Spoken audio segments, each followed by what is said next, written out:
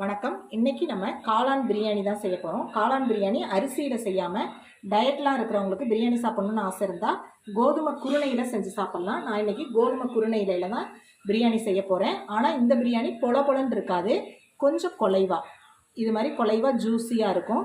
இது மாதிரி தான் நான் செய்ய போகிறேன். நீங்கள் பொலன்னு வேணும்னா அதுக்கு தகுந்த மாதிரி தண்ணி அளவெல்லாம் சொல்லியிருக்கேன். நீங்கள் இப்போ அது மாதிரி செஞ்சு சாப்பிடுங்க. இந்த கோதுமை பிரியாணி எப்படி செய்யணுங்கிறத இப்போ பார்க்கலாம். வாங்க போகலாம். கோதுமை ரவை 1 டம்ளர் எடுத்திருக்கேன்.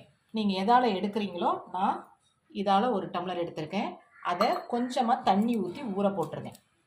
பாருங்க, தண்ணி ஊற்றி ஊற போட்டிருக்கேன். அப்போ நல்லா வெந்து வந்துடும். இது கோதுமை குருணை, ரவா மாதிரி இருக்காது, கோதுமை குருணையாக இருக்கும். இது பாருங்கள், குருணையாக கிடைக்கும். கோதுமை குருணையாக கடையில் கிடைக்கும் ரவாவோட. இது கொஞ்சம் உருண்டையாக உடஞ்சிருக்கும் கோதுமை. இதை கொஞ்சமாக தண்ணி ஊற்றி நான் ஊற போட்டிருக்கேன்.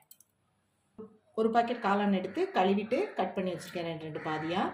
கொஞ்சமாக உங்களுக்கு வேணும்னா பட்டாணி போட்டுக்கோங்க. நான் கொஞ்சமாக பட்டாணி நைட்டே ஊற வச்சுருக்கேன், 8 மணி நேரம் ஊற வச்சுருக்கேன். இதோட போட போகிறேன். இப்போ இதுக்கு என்னென்ன மசாலா அரைக்கலாங்கிறத இப்போ பார்ப்போம். உங்கள்கிட்ட இஞ்சி பூண்டு பேஸ்ட் இருந்தால் போட்டுக்கோங்க. நான் இஞ்சி பூண்டு போடுறேன். ஒரு 10 பல்லு பூண்டு, ஒரு பெரிய துண்டு இஞ்சி, கொஞ்சமாக புதினா கொத்தமல்லி, ஒரு 2 தக்காளி, ஒரு துண்டு பட்டை, கொஞ்சமாக கல்பாசி,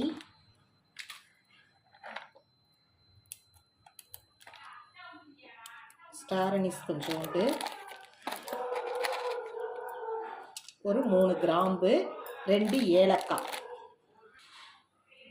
ஒரு 2 ஏலக்காய். இதில் நீங்கள் கரம் மசாலாவாக வச்சுருந்தாலும் தூள் போட்டுக்குங்க. ஆனால் இது மாதிரி ஃப்ரெஷ்ஷாக போட்டு அரைச்சி செஞ்சிங்கன்னா ரொம்ப டேஸ்ட்டாக இருக்கும். எல்லாத்தையும் போட்டு இப்போ நல்லா தண்ணி ஊற்றி பேஸ்ட்டாக அரைச்சி எடுத்துகிட்டு வந்துடுங்க.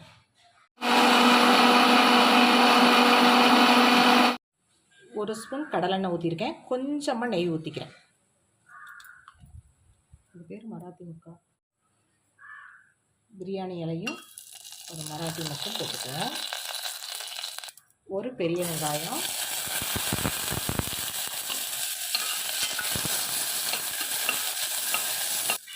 இப்போ அரைச்சி வச்சுருக்க மசாலா ஊற்றிக்கலாம். நான் கொஞ்சமாக தான் டயட்டுக்குங்கிறதுனால எண்ணெய் ஊற்றிருக்கேன்.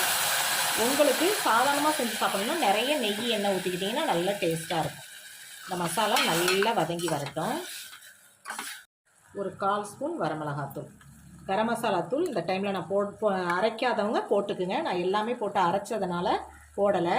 இப்போ இதோட உங்கள் பிரியாணிக்கு தகுந்த உப்பு போட்டு இது நல்லா வதங்கி வரட்டும். காளானை இதோடு சேர்ந்து நல்லா கலந்து விட்டுருங்க. இதோடையே ஊற வச்சுருக்க பட்டாணி, உங்களுக்கு கேரட் பீன்ஸ் எது இருந்தாலும் கூட போட்டுக்கலாம். காளான் மட்டும் போட்டு செய்கிறதாலும் செய்யலாம். இது மாதிரி பட்டாணி போட்டால் கொஞ்சம் நல்லாயிருக்கும். பிள்ளைங்க சாப்பிடும்போது நல்லா சேர்த்து சாப்பிடுவாங்க. இப்போ காளானே நல்லா தண்ணி விட்டு வந்திருக்கு பாருங்கள். இப்போ நான் எந்த டம்ளரால் நீங்கள் எடுக்கிறீங்களோ, எந்த கப்பால், அதால் 1க்கு 2.5 ஊற்றுறேன். எங்கள் வீட்டில் கொஞ்சம் குழஞ்ச மாதிரி இருந்தால் எல்லாருக்கும் பிடிக்கும், அதனால் நான் அது மாதிரி ஊற்றுறேன். உங்களுக்கு நல்லா பொலன்னு வேணும்னா 1க்கு 2ங்கிற மாதிரி ஊற்றிக்கிங்க.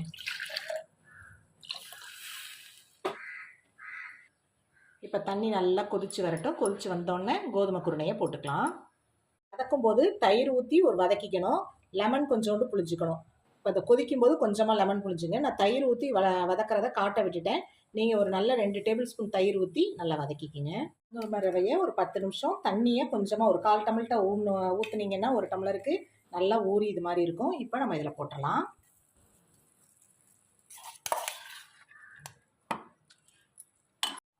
இப்போ இந்த டைமில் டேஸ்ட் பார்த்துட்டு உப்பு இந்த தண்ணியில் கொஞ்சோண்டு ஒரு கல் கூட இருந்துச்சுன்னா தான் டேஸ்ட்டு சரியாக இருக்கும். இப்போ உப்பு தேவையான போட்டுக்கிட்டேன்.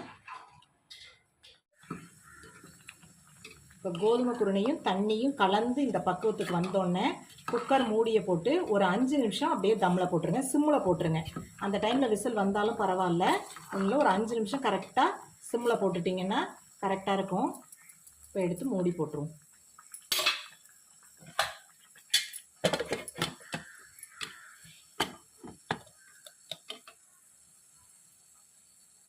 அஞ்சு நிமிஷம் ஆயிடுச்சு. குக்கரை ஆஃப் பண்ணிடலாம். ஸ்டீம் போனோன்னே திறந்து பார்க்கலாம்.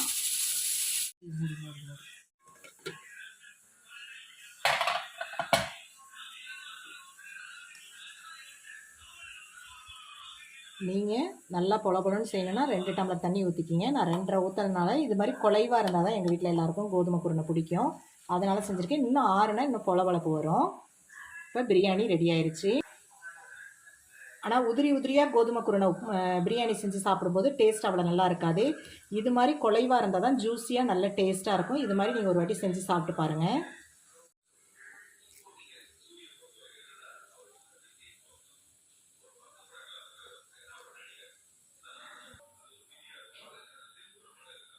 கோதுமை குருணை பிரியாணி ரெடி ஆயிடுச்சு. காளான் பிரியாணி.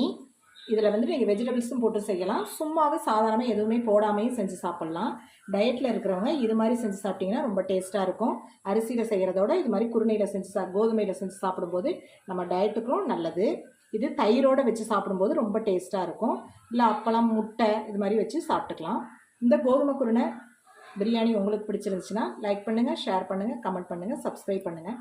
மறக்காமல் பெல் பட்டனை கிளிக் பண்ணுங்கள். தேங்க்யூ.